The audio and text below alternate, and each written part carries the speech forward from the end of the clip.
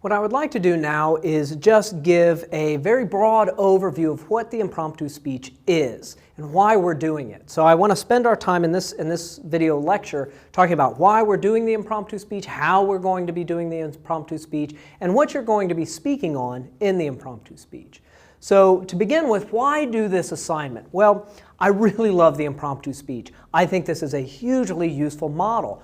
It's a quick two-point argument, and you can take this basic model and use it in a wide range of settings. So this assignment is virtually the same as when I teach the class live here at the University of Washington. And when I offer this section of the class, usually within a week or two, I'll get students coming in giving success stories about how they ran an impromptu in some given situation.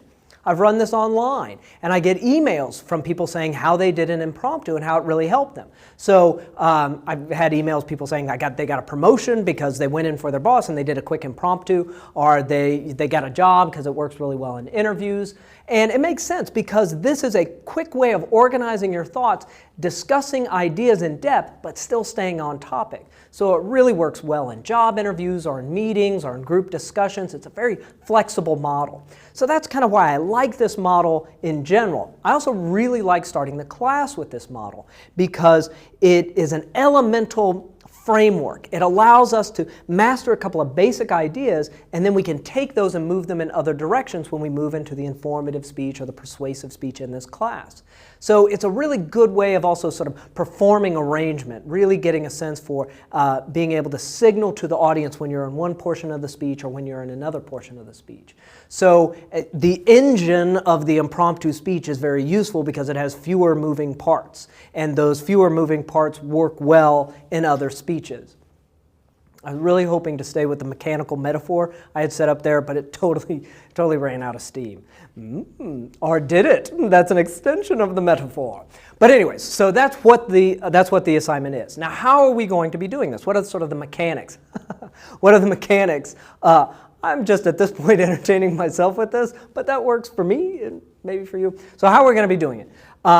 In this speech, what you're going to do is pick a prompt. These are just sample thesis statements, and it's merely input. So I want you to pick a prompt, and then I want you to be able to prepare an outline on that topic in 5 minutes.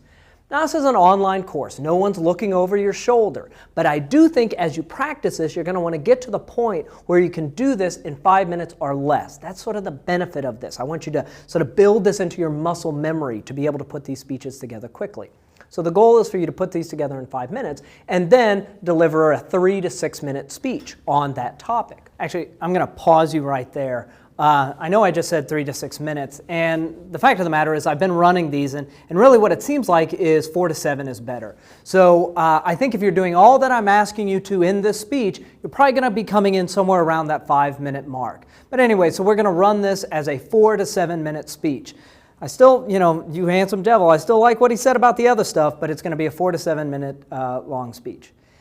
It's pretty bald from back here. I need to take care of that. Continue on.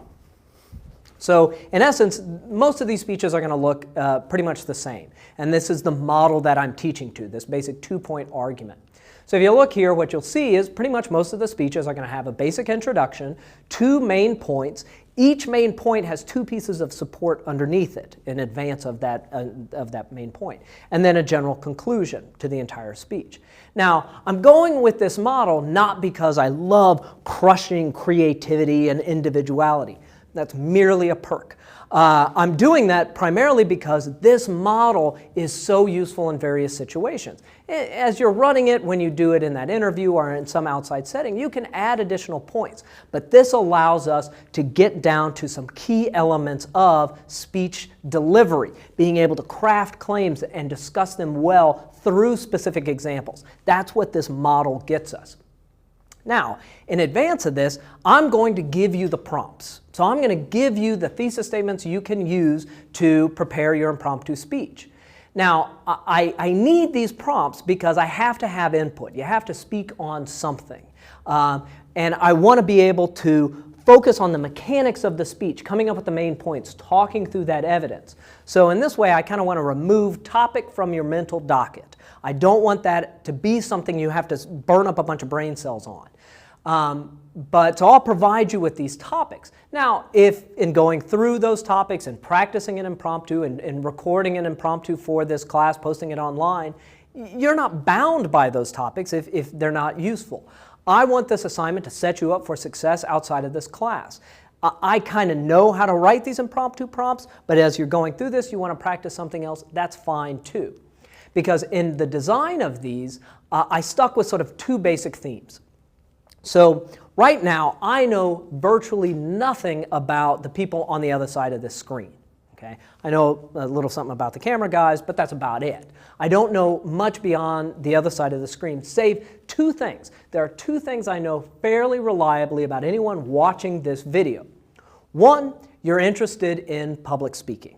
Okay? You have some sort of interest in public speaking.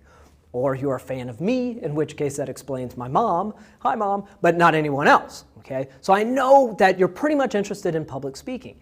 And the second thing I know is that at some basic level, you're functionally aware of what a MOOC is, a massive open online course. That's what this is. That's what you're involved in right now. So I know public speaking and I know MOOCs. So I tried to craft topics that spoke to those two areas. And that's because I want to make sure that all the examples I'm using are mutually intelligible to anyone who would watch this. And as you record speeches and post them online, they would be intelligible to anyone who was engaging in watching one of the speeches for peer review. So what might some of these look like? Well, under speech, these might be stuff like delivery is more important than invention in public speaking, or something like the prevalence of the television soundbite has significantly hurt the quality of public speaking. Or if we shift over to that MOOC topic, it might be online education will never replace traditional universities, or MOOCs should charge a small fee for classes in order to pay for staffing and website development. But so those are sort of the level of claims that we're dealing with, merely because that allows us to get to the speech. We've got the topic, it sets you up for an argument, but we can get to that speech. So in any one of these topics, I really don't care what you argue. I don't have a dog in any one of these fights. That's not why the prompt is there. I'm not saying you should argue this. I don't care what the argument is, but I care that the arguments are good. And that's where my concern is. So this lecture was really just to give you a broad sense of what this assignment is about. Now in the next lecture, we're going to move through the specific assignment learning goals and its attendant evaluative rubric.